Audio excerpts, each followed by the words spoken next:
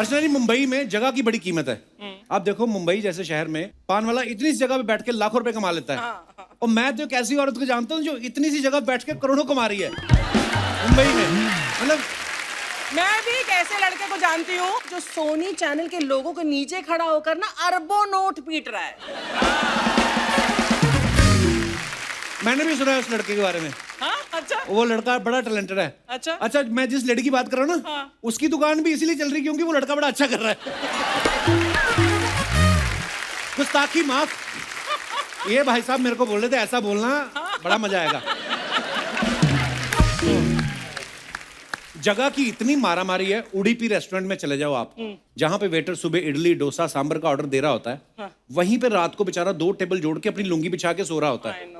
और रात को उसके सपने में परी भी आ जाए ना, स्मेल उसको मेदू वड़े की आती है। अच्छा, बड़े शहरों में कोई गेस्ट आ जाए ना, तो जाके होटल में कमरा बुक कर देता है, गेस्ट को कोई परेशानी ना हो। हमारे छोटे शहरों में अभी भी यही है कि गेस्ट आ गए, कोई बात नहीं, गुप्ता जी के यहाँ ठहरा देते हैं, है ना। और गुप्ता जी बेचारे वो भी मना नहीं कर पाते। गुप्ता जी को परेशानी तब होती जब ये मेहमान जो आया होता ना, उनकी नाराज बीवी को पटा लेता है। मैं एक बार अपना ये दिनेश ये अपने ससुराल गया, उन्होंने बड़ी इज्जत की इसकी। अच्छा। दारू वारू पिलाई, बाहर चारपाई डाली खुले आसमान के नीचे। ये बारात को बाथरूम करने उठा तो अपनी चारपाई से बाथरूम करके लेट उनकी बुआ के साथ गया। ओह, कुछ लोग तो मुंबई में सुबह मॉर्निंग वॉक पे निकलते हैं ना ऐसे करके, तो रास्ते में होर्डिंग देखते हुए रुक जाते हैं। बड़े बड़े अक्षरों में लिखा होता है ना, 2 BHK अब आपके बजट में। पढ़ के बंदा खुश हो जाता है। फिर बगल में लिखा होता है ओनली ₹2 करोड़। फिर जो वॉक करने आया होता ना, वो फिर जॉगिंग करने निकल जाता है। ये तो अपने बजट में ही नहीं है। रेडियो पे आप देखना प्रॉपर्टी के जो ऐड चलते हैं ना, वो अलग ही होते हैं। वो 2 लोग आपस में बात करते, क्या हुआ सुरेश, तुम परेशान दिख रहे हो? अरे यार, मुझे फ्लैट लेना है लेकिन कोई पसंद ही नहीं आ रहा। शायद तुमने जगतपुरा वाले मखीजा बिल्डर्स के नए प्रोजेक्ट के बारे में नहीं सुना। नहीं, क्या है उसमें? अरे क्या नहीं है, बच्चों का स्कूल, प्लेग्राउंड, हॉस्पिटल, सब कुछ तो है और पैसे भी आसान किस्तों में। ओहो, तो मैं आज ही बुक करूंगा मेरे सपनों का घर। ऐसे से ऐड चलते हैं। फिर इनको मकान भी किस्तों में मिलता है। पहले छत मिलती है, फिर दीवारें खड़ी करते हैं, फिर वो जब फाइनली चाबी देता है बोलता है किचन बनवा लेना आप। कई बार तो प्रॉपर्टी के ऐड ना बड़े बड़े फिल्म स्टार्स को साइन नहीं कर पाते, उनकी मिमिक्री करने वालों को ले आते हैं। आप देखना, धर्म जी, शत्रु जी, उनके कितने सारे लोग करते हैं। वो कौन सा बेचारे देखते हैं कि रेडियो पे क्या चल रहा है। तो आप देखना कई ऐड ऐसे चल रहे होंगे जो धर्म जी की आवाज में बोल रहे होंगे, शत्रु तुझे पता है वसई में ईंट भट्टी के पास नई बिल्डिंग आ रही है। मैंने तो बॉबी और सन्नी के लिए 2 ले भी लिए हैं। तेरा क्या विचार है? शत्रु जी की आवाज भी आती है, शाम प्रॉपर्टी वालों से कह देना कि छेनू भी आएगा। बीच में जीतू जी भी आ जाते हैं। अरे वाह, शाम जी के फ्लैट्स तो हमेशा अच्छे होते हैं। विजय, अर्चना, मैं तो कहता हूं एक एक तुम भी ले लो। फिर आते धर्म जी, तो क्या सोच रहे हैं आप भी खरीद लीजिए वसई में सपनों का घर।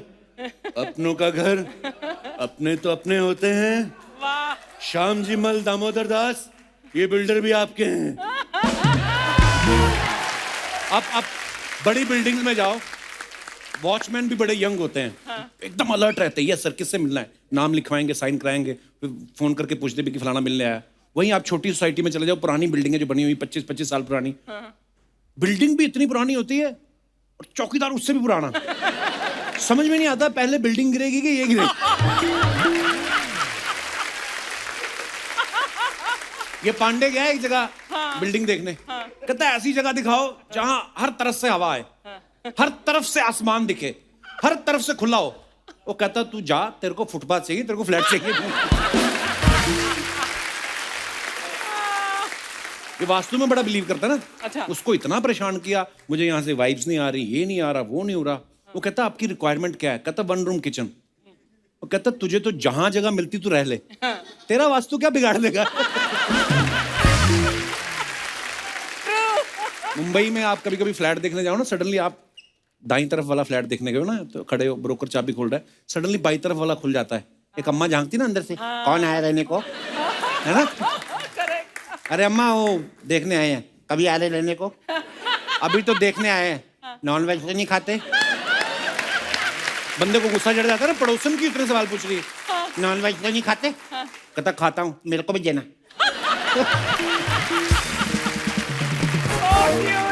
ड्रिंक करते हो? कहता नहीं, मैं करती हूँ। क्या ले आना।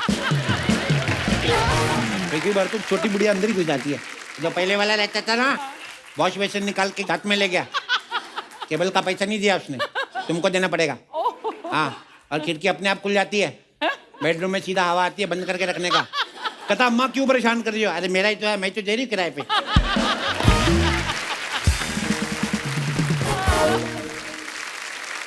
अच्छा अर्चना जी, प्रॉपर्टी ये सब चीजें तो यहीं रह जाएंगी। मेरा ये मानना है कि जो सबसे बड़ी विरासत होती है वो होता है टैलेंट। और टैलेंट जब एक पीढ़ी से दूसरी पीढ़ी को मिलता है तो वो फिर एक लेगेसी बन जाता है। जैसे बॉलीवुड की कपूर फैमिली, और आज इसी फैमिली से दो नायाब सितारे हमारे बीच आ रहे हैं। तो जोरदार तालियों से स्वागत कीजिए हम सबके favourite actor, director, producer mister Randhir Kapoor and very beautiful, very talented Karisma Kapoor. जोरदार तालियां एक बार रणधीर सर और करिश्मा मैम के लिए।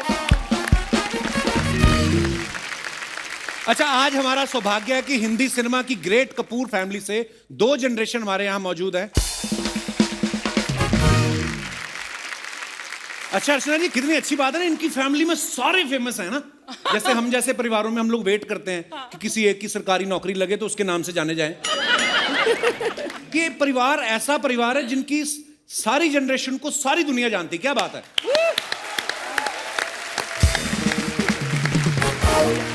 क्या बात है सर। अच्छा मैं एक बात पूछने जाता था करिश्मा। सबसे पहले तो आप बहुत ब्यूटीफुल लग रही हैं हमेशा की तरह। Thank you. और रणधीर सर आप भी इतने प्यारे लग रहे हैं। हम कभी कभी लड़कियों को बोलते हैं ना डॉल जैसी लगती हैं। पहली बार मैंने कोई आदमी देखा रणधीर सर इतने प्यारे हैं, कसम से ऐसा लग रहा है अभी अभी श्रीनगर से तोड़ के लाए आप, कश्मीरी सेब जैसे। अच्छा करिश्मा, जैसे हम लोगों के लिए राज कपूर साहब, ऋषि साहब, रणधीर साहब है ना, राजीव जी, या सबको, शम्मी कपूर साहब, शशि कपूर साहब, इनको देखने का सपना ही रहता था हमारा, कि नहीं अर्चना जी? लेकिन आप इनकी गोद में खेली हैं। और एक फोटो में मैंने देखा राज साहब घोड़ा बने हुए हैं और ये ऊपर बैठी हुई हैं। अच्छा, आपको कब रियलाइज हुआ कि मैं जिस आदमी के ऊपर बैठ के घुड़सवारी कर रही हूँ ये हमारी इंडस्ट्री के सबसे बड़े शोमैन है? एक्चुअली पहले मैं एक चीज कहना चाहूंगी कि बोथ मेरे मम्मी पापा ने कभी मुझे और करीना को ये फील नहीं होने दिया कि we come from a very special family. जो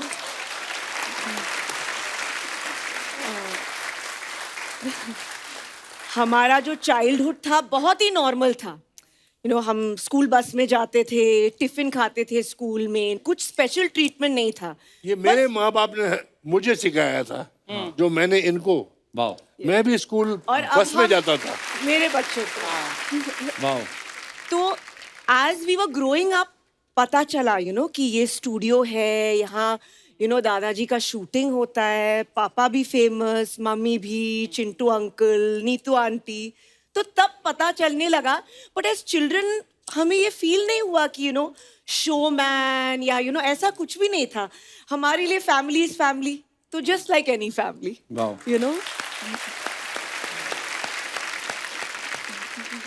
रणधीर सर, हमारे जैसे स्कूल में पेरेंट्स मीटिंग में खाली पिताजी आ जाए ना तो हम लोग टेंशन में आ जाते थे। लेकिन रणधीर सर की पहली फिल्म कल आज और कल में राज कपूर साहब, पृथ्वीराज कपूर साहब, और ये जो काम करने जा रहे हैं उस काम के वो महारथी। तो सर कितनी घबराहट थी आपके उस समय कि मुझे डायरेक्ट करना यार इन दो लेजेंड्स को? बहुत बहुत घबराहट थी। जब मेरे पिताजी ने मुझे बोला, मैं जानता हूँ कि तुम डायरेक्टर बनना चाहते हो, एक्टर बनना चाहते हो, तो मैंने एक कहानी सुनी है जो मुझे पसंद है और तुम बनाओ। अच्छा। और मैं चाहता हूँ ये फिल्म तुम डायरेक्ट करो। अच्छा। और एक्ट भी करो। तो मैं थोड़ा सा घबरा गया कि इस फिल्म की मैं कास्टिंग कैसे करूँगा। जब मैंने कहानी सुनी तो मैंने बोला इस पिक्चर में तो पृथ्वीराज कपूर भी चाहिए और राज कपूर भी चाहिए और मैं खुद भी काम करना चाहता था जी। तो मैंने बोला ये तीनों चीज मैं कैसे करूंगा पापा? इसे क्यों? जब करना चाहता हो तो करो। मैंने तुम्हें समुद्र में के पानी में फेंक दिया, अगर तैर सकोगे तो तुम तैर जाओगे, और अगर नहीं तैरोगे तो तुम कभी एक्टर और डायरेक्टर बन ही नहीं सकते थे, वाह, तो डूब जाओगे। क्या बात है। सबसे बड़ी बात तो ये है कि जब मैं ये फिल्म बना रहा था, पहला सेट जो कलाजर गल का मैंने शूट किया था वो एक मंदिर का सेट था, अच्छा जी। जहाँ दादाजी और मेरे पिताजी और मैं 3 जन बैठ के घंटी बजा रहे हैं और पूजा कर रहे हैं। अच्छा। तो मैंने शॉर्ट वॉट सब लगा लिया और बुलाया सबको। तो पहले मेरे पिताजी आए, हाँ लगा लिया डब्बू, हाँ जान तैयार है, क्या शॉट है? बोले जी आप यहाँ से चल के आते हैं और यहाँ आके बैठ जाते हैं, करके बताओ। अच्छा। तो मैं वहाँ से चल के आके वहाँ बैठा, मैं खड़े ही रहूं या क्या? नहीं आप बैठ जाते हैं, बैठ के बताओ। अच्छा, टांग खींच रहे थे आपकी? मैंने भी बोला कि आप मेरी टांग खींच रहे हैं।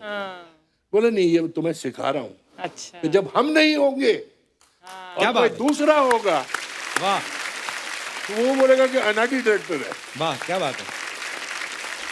10 मिनट बाद दादाजी आए, सेम टू सेम डायलॉग अच्छा। कि भाई आप यहाँ से आते हैं, यहाँ आके मेरे बाजू में बैठ जाते हैं और मंजीरी बजाते हैं। अच्छा कहाँ से आते हैं? प्रभु जी यहाँ से आते हैं, करके दिखाओ। सेम डायलॉग, खड़े रहते हैं या बैठ जाते हैं? जैसे बैठ जाते हैं, अच्छा करके दिखाओ। अब हर चीज मैं राज कपूर को और पृथ्वीराज कपूर को, करके दिखा। वाह, मैं 15 मिनट का एक्टर नहीं हूँ, ये 150 साल के एक्टर हैं और मैं इनको करके दिखाऊं।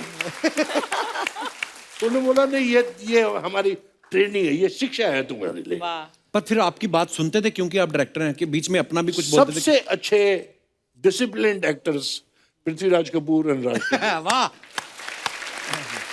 उन्होंने सिखाया कि director is the captain of the ship, Actually. Not the actor. वाकई क्या बात है। आप जो बोलेंगे हम करेंगे। वाह।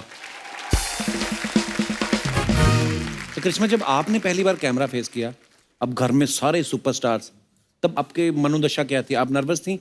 वेल डेफिनेटली मैं नर्वस थी। आई अच्छा। मीन लेजेंडरी फैमिली, लेजेंड्स, तो मुझे बहुत डर था, लेकिन मेरे अंदर में वो डिजायर थी। मुझे याद है कि I think first time I must have been 8-10 years old और मैं शूटिंग पे जाती थी। मुझे बहुत मजा आता था देखने के लिए। इट वॉज प्रेम रोग शूटिंग और ट्रॉली शॉट था और दादाजी ले रहे थे और it was like a, how do you say, जनून। It was like an ambition कि अगर मैं भी थोड़ा सा इस फैमिली में मैं कंट्रीब्यूट कर पाऊँ तो आई विल बी ग्रेटफुल। वाह। And I just want to thank the audience कि उन्होंने मुझे भी ये प्यार दिया है। अरे इतना बहुत प्यार दिया। ऑनेस्टली अच्छा रणधीर सर, जो कल, आज और कल में गाना था, बबीता जी आपसे पूछती हैं कि आप यहाँ आए किस माय लिए? Favourite song. गाने के लास्ट में फाइनली रणधीर सर बोलते हैं कि शादी का इरादा है। तो ये स्टोरी की डिमांड थी कि आपके अंदर से निकली थी ये डिमांड? मेरी डिमांड पहले बनी हुई थी, इसलिए मैंने अच्छा, हाँ।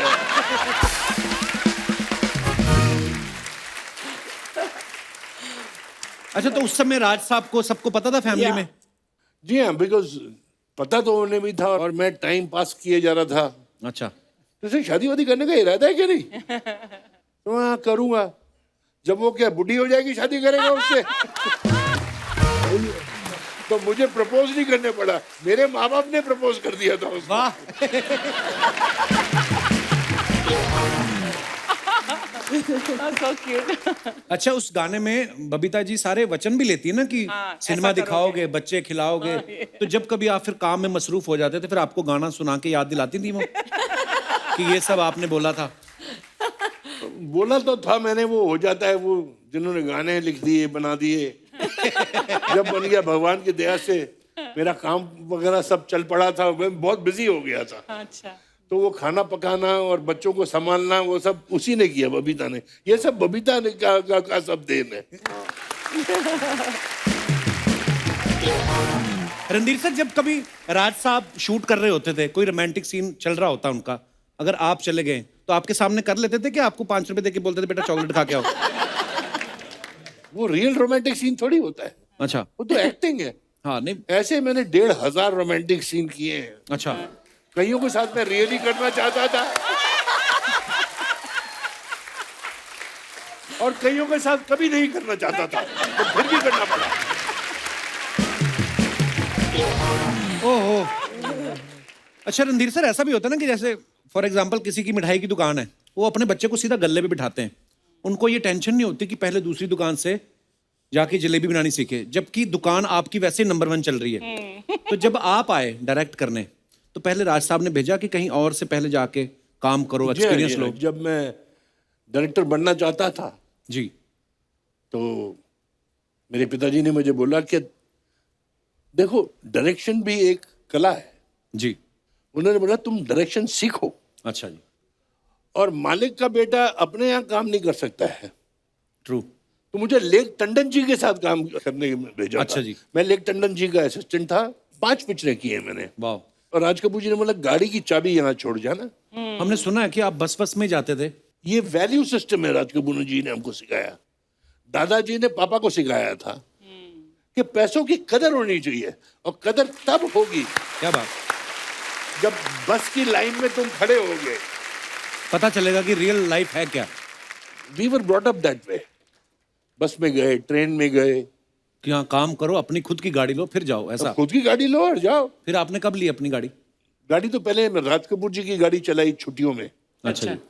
बट जब मैं एक्टर बन गया और पैसे थोड़े बहुत कमाने लगे, तो मैं एक छोटी सी गाड़ी में जाता था। अच्छा जी। तो एक भिखमंगा आया और हंसने लगा कि साला तुम ऐसी गाड़ी में जाता है, पिक्चर में तो साला बड़ी लंबी गाड़ी होती है, तुम्हारे पास ऐसी गाड़ी है। इसने तो मुझे गाली दे दी। तो मैं घर गया तो बबीता को बोला कि तेरे पास कितने पैसे जोड़े हुए हैं? क्यों? अच्छा हमको गाड़ी लेनी है। तो बबीता से थोड़े पैसे मांगे, कुछ एडवांस मांगा प्रोड्यूसरों से। अच्छा। और फिर मैंने एक लेटेस्ट गाड़ी खरीदी। अच्छा जी। और लेके मैं मेरे पिताजी के पास गया। अच्छा जी। बहुत खुश हुए, बेटा मैं बहुत खुश हूँ, आशीर्वाद दिया, और कमाओ और गाड़ियां लो। बोला पापा आप भी एक ऐसी गाड़ी ले लीजिए, हम राज कपूर हैं, एक भाई तोपचीन गाड़ी होनी चाहिए आपके पास। बोले बेटे मैं अगर बस में भी जाऊंगा तो बोलेंगे राज कपूर बस में बैठा हुआ है। ये तुम्हें जरूरत है कि वो गाड़ी को देखेंगे और तुम्हें भी देखेंगे कि उस गाड़ी में रणधीर कपूर जा रहा है। वाह। मैं आपको एक अच्छा किस्सा बताता हूँ जी। एक बार मैं और पिताजी दिल्ली गए थे किसी की शादी पे। अच्छा जी। वहां रविंदर जैन जी म्यूजिक डायरेक्टर। हाँ म्यूजिक डायरेक्टर जी, वो गाना गा रहे थे, और उन्होंने गाना गाया कि एक राधा एक मीरा दोनों ने प्यार की, जो अल्टीमेटली राम तेरी गंगा मैली में जी था। जी। तो सुना वाह वाह वाह वाह, राज कपूर वाह वाह करे तो 150 लोग और साथ में चालू हो जाते हैं।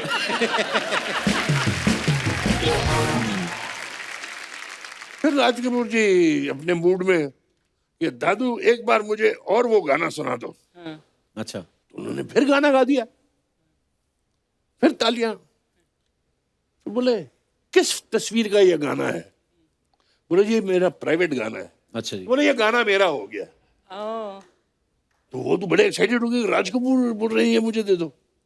वो स्टेज से उठ के आ गए, उनकी गोद में बैठ गए। वाह वाह वाह वाह वाह, चलो जाओ उधर अपना और संगीत बजाओ, यहाँ आके क्या कर रहे हो, जाओ। अगले दिन मुझे बोले ऐसा करो डब्बू, शाम को 5-7 लोग खाना खाएंगे तुम्हारे साथ, घर में बोल देना कि 8-10 लोग होंगे और मैं भी आ रहा हूँ, मुझे किसी को मिलना है और वो इस शहर में मिल सकते हैं, नियर माई हाउस। अच्छा। मैं बोला ठीक है। क्या हो रहा है अपने घर में? एक तबला आया है, एक सितार आई है, मुझे याद है, कुछ सारंगी आई है। अच्छा जी। अच्छा रहने दे यार, पापा आ रहे हैं ना, आने दो। वो है साथ में रविंदर जैन भी आ रहे थे। अच्छा। आई रिमेम्बर, मुझे ये दिन याद है। तो मैंने बोला चादर लगाओ, इधर तकिए वकिए लगाओ। They all sat and they played. And सब बैठे, शराब खानी वगैरह सब चल रही थी। अच्छा जी। वो दादू मेरा गाना बच्चों को सुना दो।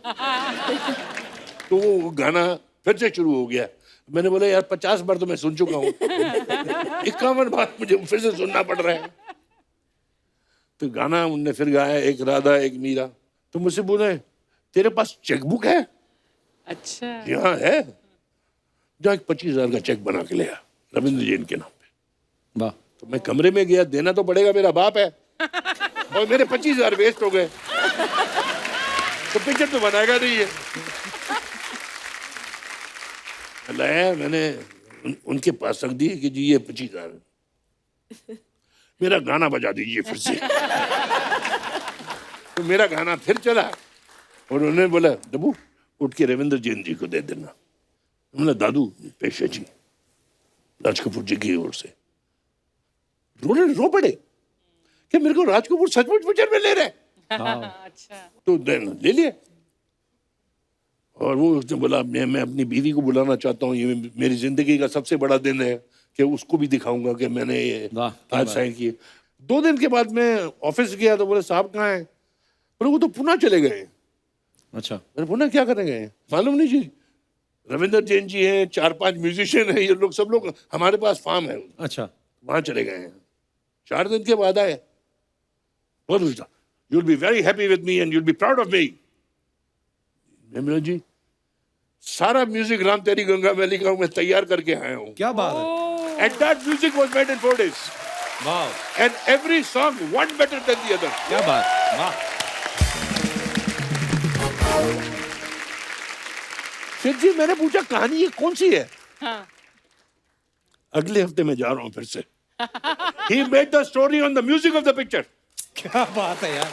वाह। एक राधा एक मीरा के ऊपर सारी पिक्चर बनाएगी कि एक लड़की पहाड़ों में मिली, वो कैसे नीचे जैसे गंगा नीचे आती है, कितनी प्योर होती है, साफ होती है, नीचे आते आते गंदी होती जाती है। Oh my God। ये बोला हम जो इंसान हैं जब बच्चे होते हैं कितने पवित्र होते हैं, और जैसे हम लोगों के साथ मिलजुलने लगते हैं हम भी इनकी तरह हो जाते हैं, सबकी तरह। Idea was that he wrote himself in 4 days time। Raj Kapoor was one man circus।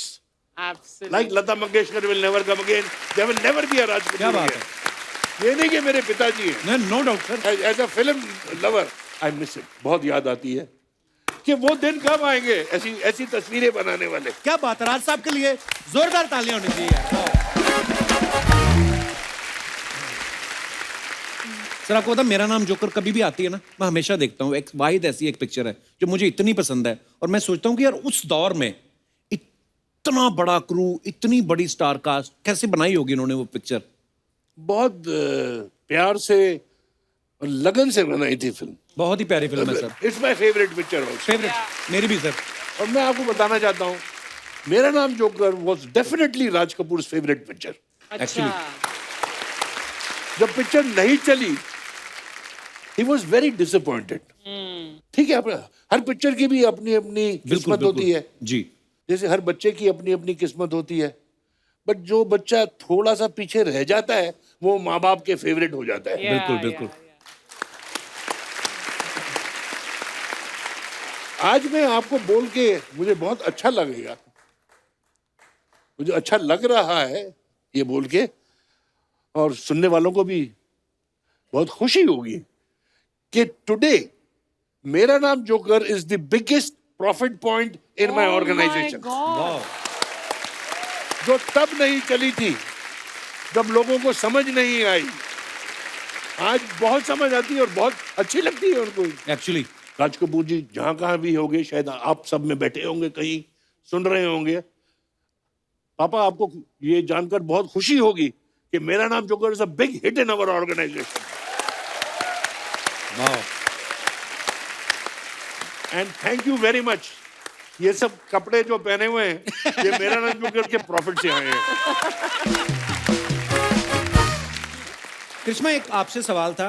मैं जिस फैमिली से बिलोंग करता हूँ, हम लोग कभी ना घर वालों को कोई डिमांड कर देना कि मोटरसाइकिल चाहिए, तो वो अपनी स्ट्रगल के किस्से सुनाने शुरू कर देते हैं कि हम तो तैर के जाते थे। अब मैं कहा आप जाते थे तैर के, अब वहां ब्रिज बन गया, हम कहाँ तैरें। लेकिन कभी आपने बचपन में कोई डिमांड की तो आपको ऐसे किस्से सुनाते थे parents? I think we went through a lot of discipline.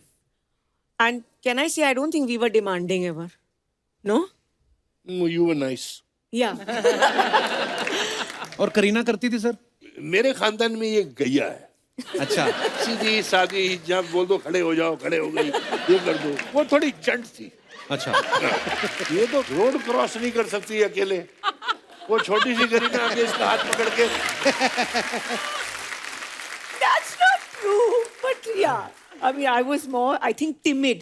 लेकिन टिमिड पर्सन के लिए फिर एक्टिंग में जाना मतलब that is a big leap. तो it was actually है ना? quite unusual. मैं बहुत shy थी, बहुत timid, बहुत quiet. पीछे से मतलब मिरर में, बाथरूम में एक्सप्रेशन श्री जी का, माधुरी जी का, वो सब मैं करती थी. अच्छा जी। But generally, I was very timid. और बहुत भोली, yeah, the good child.